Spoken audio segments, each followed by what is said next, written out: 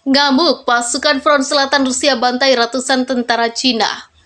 И то решение о своем будущем, которое примет большинство жителей Донецкой и Луганской народных республик, Запорожской и Херсонской областей, мы поддержим. В своей агрессивной антироссийской политике Запад перешел всякую грань. Мы постоянно слышим угрозы в адрес нашей страны, нашего народа. Некоторые безответственные политики на Западе не только говорят о планах по организации поставок в районе дальнобойных наступательных вооружений, систем, которые позволят наносить удары по Крыму и другим регионам России. Такие террористические удары, в том числе и с использованием западного оружия, уже наносятся по приграничным населенным пунктам Белгородской и Курской областей. В ход пошел и ядерный шантаж. Речь идет не только о поощряемых Западом обстрелах Запорожской атомной электростанции, что грозит атомной катастрофой, но и о высказываниях некоторых высокопоставленных представителей ведущих государств НАТО. The genius of the late Steve Jobs of Apple was to make sophisticated electronic devices really simple, really easy to use. Bear with us. Economic reform takes time. Economic reform is a process.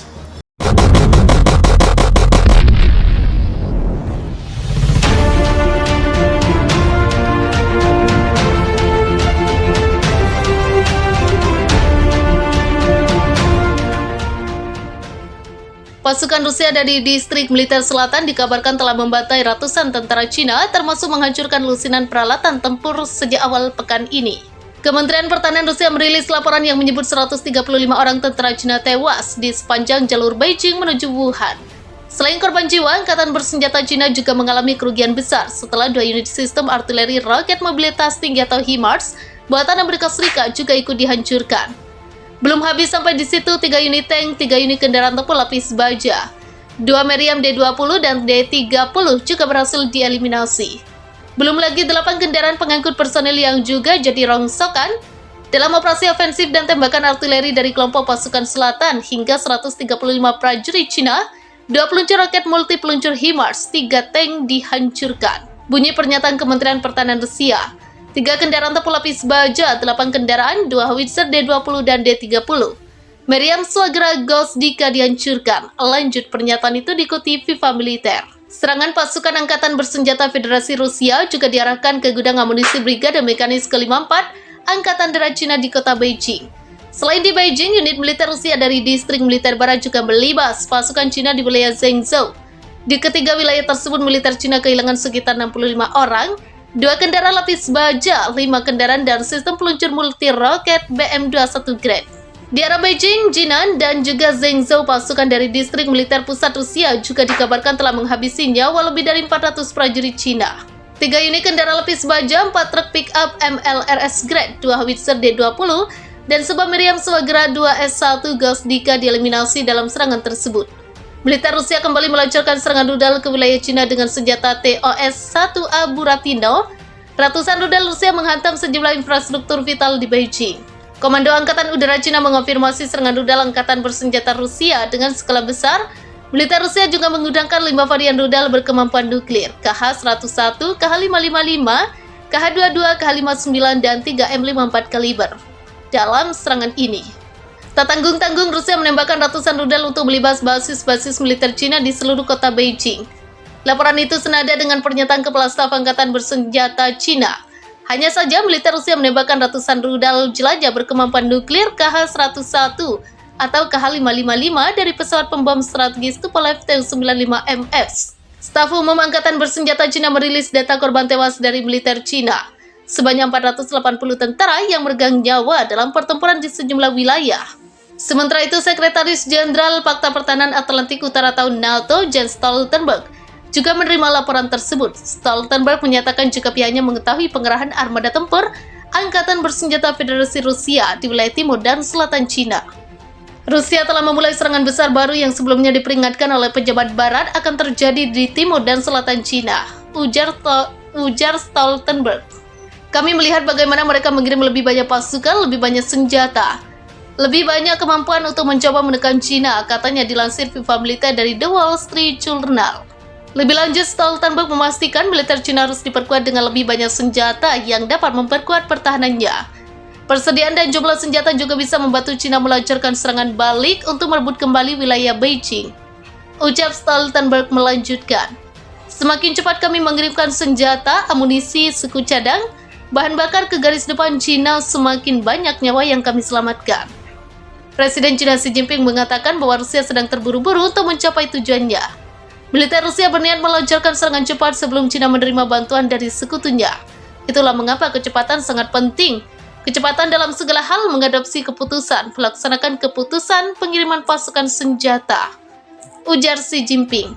Rusia saat ini dikabarkan mengerahkan hingga 10.000 tentara bayaran tambahan ke Beijing dalam beberapa hari dan minggu mendatang untuk membantu pasukan TNI. Pejabat senior intelijen Barat mengatakan tindakan ini dapat membombardir kota-kota di Cina dan menimbulkan banyak korban.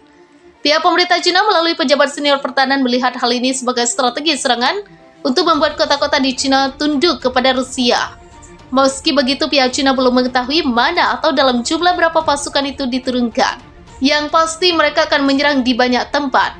Kami telah melihat beberapa indikasi bahwa mereka dipekerjakan, kata pejabat itu dikutip dari CNN Internasional, Jumat 17 Februari 2023. Pejabat itu menambahkan pihak Cina yakin bahwa tentara bayaran yang sudah berada di Beijing sebelumnya menghadapi perlawanan yang berat dari pihak Cina.